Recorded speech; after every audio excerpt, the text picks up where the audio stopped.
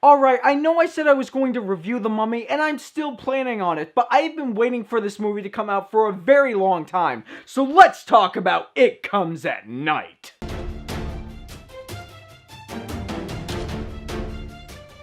It Comes at Night is a new film about a gentleman named Paul, played by Joel Edgerton, who lives in the middle of the woods with his wife and son. They stumble across a new family, bring them back to their house, and everything seems hunky-dory until Joel Edgerton says he has two rules. Number one, no one goes to the red door, and number two, nobody goes out at night. Now, like I said at the beginning, I've been excited for this movie for quite a long time, not just because the marketing has been fantastic, but because of the studio backing the film itself. A24, and while I haven't seen many of the films this studio has produced, Room and Ex Machina I was thoroughly impressed by. And I can happily say that A24 has done it again, because It Comes at Night is not only one of the biggest surprises I've seen in a long time, it's one of the best movies, if not the best movie I have seen this year. From top to bottom, I love this movie. First of all, this film is not about a particular supernatural entity or a particular illness, but it's about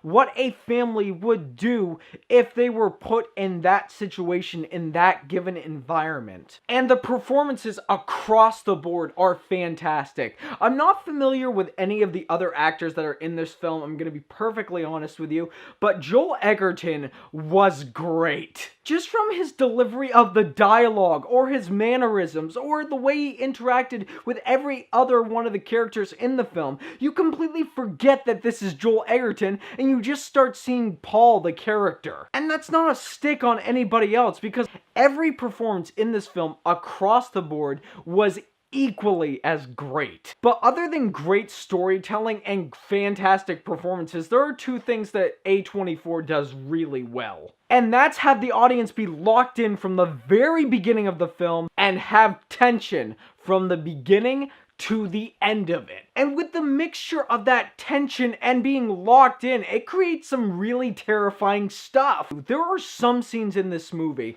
where the tension is so tightly wound that things as simple as picking up silverware or knocking on a door had me terrified. Honestly, the best way I could describe this by smashing movies together is 10 Cloverfield Lane meets The Conjuring, and although I thought the ending was a little abrupt, I was thoroughly impressed by the movie, and I highly recommend going to see it, because It Comes at Night is suit-worthy.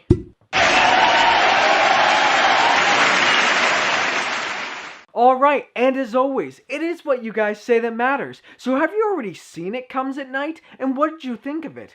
More importantly, what is your favorite suspenseful thriller or horror film? Leave a comment down below telling me your thoughts. And if you like what you've heard here, and you want to see more, click right there and subscribe and become part of the fray of nerds who love cinema. You all have a fantastic day.